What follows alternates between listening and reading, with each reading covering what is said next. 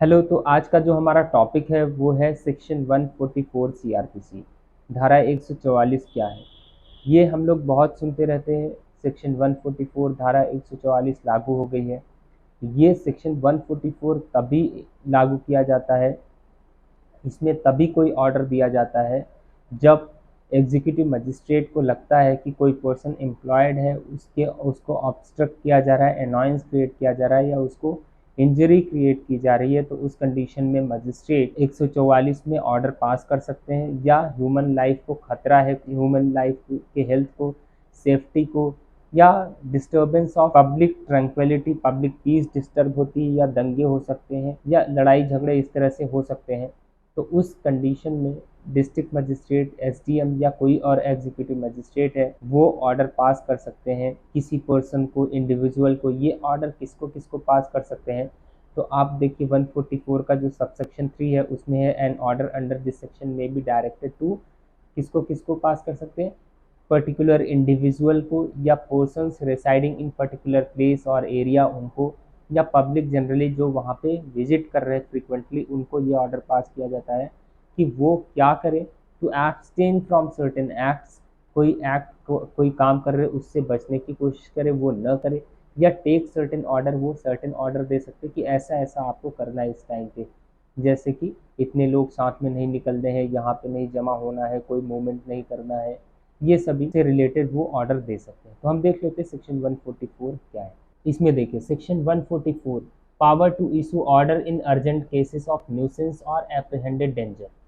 इसमें है sub section 1 में। देखिए इसको मैंने कई सारे पार्ट्स में बांट दिया है। ये स्पेस जहाँ से दिखेगा उसको मैंने सब सेक्शन 1 को कई सारे पार्ट्स में वहाँ से बांटा है। in cases where in the opinion of district magistrate, subdivisional magistrate or any other executive magistrate specially empowered by the state government in this behalf, there is sufficient grounds for proceeding under this section and immediate prevention of speedy remedy is desirable। तो यहाँ पे किसको किसको, district magistrate को, SDM को, और कोई और एग्जीक्यूटिव मजिस्ट्रेट है जिनको स्टेट गवर्नमेंट ने एम्पावर किया, उनको लग रहा है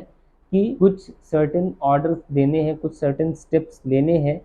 किसके लिए? इमीडिएट प्रिवेंशन और स्पीडी रेमेडी डिजायरेबल है। किस चीज़ के लिए? यहाँ पे है लास्ट वाला देखिए, if such magistrate considers that such direction is likely to prevent or tends to prevent. उनको लग रहा है कि वो जो डायरेक्शन देंगे उससे क्या रोका जा सकता है? Obstruction, annoyance or injury to any person lawfully employed. कोई पर्सन है उसको रोका जा रहा है, एनॉयंस क्रिएट किया जा रहा है या इंजरी उसको की जा रही है, तो उसको रोका जा सकता है उस ऑर्डर से। या danger to human life, health or safety,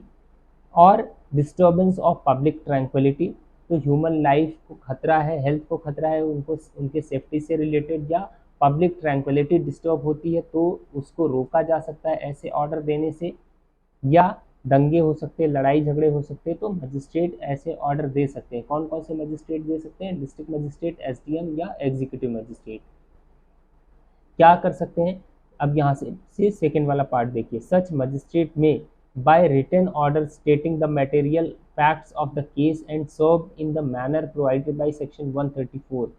यहाँ पे जो मजिस्ट्रेट है वो रिटन ऑर्डर देंगे, और 134 में जैसे नोटिस दी जाती है कि जाएंगे उसको दिया जाएगा, और नहीं है तो उसके घर के आसपास चिपका दिया जाएगा। 134 में जो प्रोविजन है कि किस तरह से, तो जिस पर्सन को ऑर्डर दिया जाएगा, किस लिए दिया जाएगा? Direct any person to abstain from certain act or to take certain order. तो जिस पर्सन को ये ऑर्डर दिया जाएगा कि वो कुछ काम करने से बचे, या कुछ ऑर्डर में स्पेशली मेंशन है कि ऐसे काम आपको करने हैं कि यहाँ पे जमा नहीं होना है, कोई मूवमेंट नहीं स्टार्ट करना है, जो भी है इस तरह के ऑर्डर, जो भी obstruction, annoyance, injury to any person, या danger to human life, health, safety और डिस्टर्बेंस ऑफ पब्लिक ट्रैंक्विलिटी या राइट और एफ्रे, इन सबसे रिलेटेड, इन सबको रोकने के लिए जो भी उनको लग रहा है कि ये काम करने चाहिए, तो वो सभी ऑर्डर में मेंशन करेंगे टू टेक सर्टेन ऑर्डर कि ऐसे ऐसे करना है आपको या ये नहीं करना है। वो सब, ये जो ऑर्डर दिया जाएगा वो सेक्शन 134 को फॉलो करते हुए उस पर्सन को सर्व किया जाएगा। नेक्स्ट पार्ट है with respect to certain property in his position or under his management. तो जो भी प्रॉपर्टी उसके पोजीशन में, उसके कब्जे में है या उसके मैनेजमेंट में है, तो उस प्रॉपर्टी से रिलेटेड उस पर्सन को ये ऑर्डर दिया जा सकता है 134 के प्रोविजंस को फॉलो करते हुए, जिससे कि obstruction, annoyance, injury to any person और danger to human life, health, safety और डिस्टर्बेंस ऑफ पब्लिक ट्रैंक्विलिटी और राइट और एफरे, इन सबको रोका जा सके। तो किसी भी पर्सन को district magistrate, sub divisional magistrate या एग्जीक्यूटिव मजिस्ट्रेट, जिसको स्टेट गवर्नमेंट ने एम्पावर किया है, वो इस तरह से ऑर्डर दे सकते हैं इन सबको रोकने के। अब यहाँ देखिए सबसेक्शन 2 में क्या है, an order under this section में इन केसेस ऑफ इमरजेंसी और in cases where the circumstances do not admit of the serving in due time of a notice upon the person against whom the order is directed be passed ex parte। यहाँ पे बोल रहे हैं कि अगर कुछ emergency की situation है और उसमें जो 134 के प्रोविजंस को फॉलो करते हुए कह रहे हैं कि नोटिस भेजी जाएगी, फिर उसके बाद उसको ऑर्डर को इम्प्लीमेंट किया जाएगा। तो यहाँ पे बोल रहे हैं कि अगर इमरजेंसी की सिचुएशन है तो वहाँ पे एक्स पार्टी ऑर्डर पास कर दिया जाएगा, नोटिस वगैरह वाला फॉलो नहीं किया जाएगा। अगर ऐसा है कि बहुत ही ज़रूरी है, ह्यूमन सेफ्टी, हेल्थ, इन सबसे रिलेटेड है, डेंजर टू ह्यूमन लाइफ, कुछ इस तरह से खतरे हैं, या कोई भी किसी पर्सन से रिलेटेड है, तो वहाँ पे ये नोटिस वाला नहीं फॉलो किया जाएगा, इमीडिएटली एक्स पार्टी ऑर्डर कर दिया जाएगा और लोगों को उसको फॉलो करना पड़ेगा। सबसेक्शन 3 में है कि जो ऑर्डर है वो डायरेक्ट किसको किया जा सकता है, 3 लोगों को, particular individual or to person residing in a particular place or area or to public generally when frequenting or visiting particular place or area. तो किसको, पर्टिकुलर इंडिविजुअल को, और जो लोग वहाँ के पे किसी प्लेस या एरिया में रिसाइड कर रहे हैं उनको, और तीसरे पब्लिक जनरली जो वहाँ पे विजिट कर रहे हैं उनको, 3 लोगों को। नेक्स्ट है, no order under this section shall remain in force for more than 2 months from the making thereof. 2 महीने, ये जो भी ऑर्डर पास किया जाएगा डिस्ट्रिक्ट मजिस्ट्रेट, एसडीएम या एग्जीक्यूटिव मजिस्ट्रेट के द्वारा, ये 2 महीने के लिए रहेगा। लेकिन आगे प्रोविजो में है कि स्टेट गवर्नमेंट को अगर लग रहा है तो वो उसके टाइम पीरियड को बढ़ा सकते हैं, जो मैक्सिमम 6 months तक हो सकता है। आगे इसमें है सबसेक्शन 5 में, एनी मजिस्ट्रेट में either on his own motion और on the application of any person agreed, resigned or alter any order made under this section by himself or any magistrate subordinate to him by his predecessor in office। यहाँ पे क्या बोल रहे हैं कि कोई magistrate वो या तो खुद से या कोई एप्लीकेशन आई हुई है उसके बेसिस पे उस ऑर्डर को, जो सेक्शन 144 में डिस्ट्रिक्ट मजिस्ट्रेट, एसडीएम या एग्जीक्यूटिव मजिस्ट्रेट, किसी और एग्जीक्यूटिव मजिस्ट्रेट के द्वारा दिया गया है, उस ऑर्डर को ख़त्म कर सकते हैं या उसमें कुछ चेंजेस कर सकते हैं। जो ऑर्डर या तो उन्होंने दिया हुआ है या उनके किसी सबॉर्डिनेट मजिस्ट्रेट ने दिया हुआ है या उनके प्रेडेसर ने दिया है, मतलब कि उनके ही किसी ऑफिसर ने, उनके पहले वहाँ पे जो थे उन्होंने ऑर्डर किया, अब वो चले गए, उनकी जगह पे ये आए हैं नए एग्जीक्यूटिव मजिस्ट्रेट, तो ये भी उस ऑर्डर को चेंज कर सकते हैं या खत्म कर सकते हैं। उसी तरह से सबसेक्शन 6 में स्टेट गवर्नमेंट, अगर स्टेट गवर्नमेंट ने बढ़ा दिया है तो फिर स्टेट गवर्नमेंट ही खत्म करेगी या चेंज करेगी, तो स्टेट गवर्नमेंट भी खुद से या एप्लीकेशन पे उस ऑर्डर को चेंज कर सकते हैं या फिर खत्म कर सकते हैं। सबसेक्शन 7 है, when an application under subsection 5 और subsection 6 is received, the magistrate और state government as the case may be shall afford to the applicant an early opportunity appearing before him or it either in person or by pleader and showing cause against the order, and if the magistrate or state government as the case may reject the application wholly or in part, he or it shall record in writing the reasons for so doing। यहाँ पे क्या बोल रहे हैं कि जब magistrate या state government के पास एप्लीकेशन दी जाएगी तो जो एप्लीकेशन देगा उसको अपॉर्चुनिटी दी जाएगी कि वो खुद से अपीयर हो या अपने एडवोकेट के थ्रू अपीयर हो उस ऑर्डर के अगेंस्ट में कॉज वगैरह बताने के लिए। और जब मजिस्ट्रेट उस एप्लीकेशन को रिजेक्ट करेंगे, चाहे पार्टली रिजेक्ट करे या कम्प्लीटली रिजेक्ट करे, तो स्टेट गवर्नमेंट और मजिस्ट्रेट जो भी है जिनके पास भी एप्लीकेशन गई है वो अपना रीज़न भी रिकॉर्ड करेंगे राइटिंग में।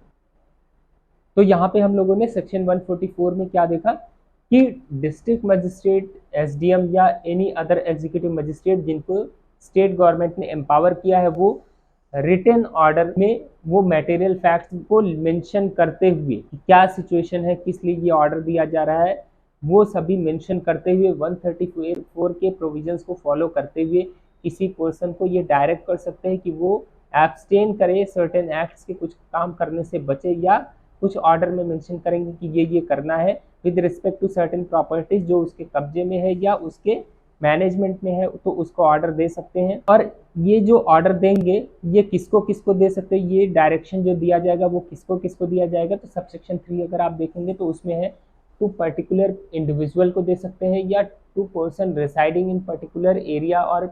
प्लेस जो वहाँ पे रह रहे हैं उनको दे सकते हैं, या ऐसे लोग जो वहाँ पे प्लेस और एरिया में फ्रीक्वेंटली विजिट कर रहे हैं उनको ये डायरेक्शन दिया जा सकता है, वो ऑर्डर में लिख करके, टू टेक सर्टेन ऑर्डर में कि ये ऐसे करना है, क्यों करना है। If such magistrate considers that such direction is likely to prevent or tends to prevent, जब मजिस्ट्रेट को लग रहा है कि ऐसा डायरेक्शन देने से रोका जा सकता है, क्या रोका जा सकता है, obstruction, annoyance, injury to any person lawfully employed, कोई पर्सन है उसको इंजरी हो सकती है, ऑब्स्ट्रक्शन क्रिएट हो रहा है, एनॉयंस क्रिएट हो रहा है, तो उस कंडीशन में ऐसा ऑर्डर देने से ये सभी चीज़ें रोकी जा सकती है। नेक्स्ट है danger to human life, danger to health, danger to safety,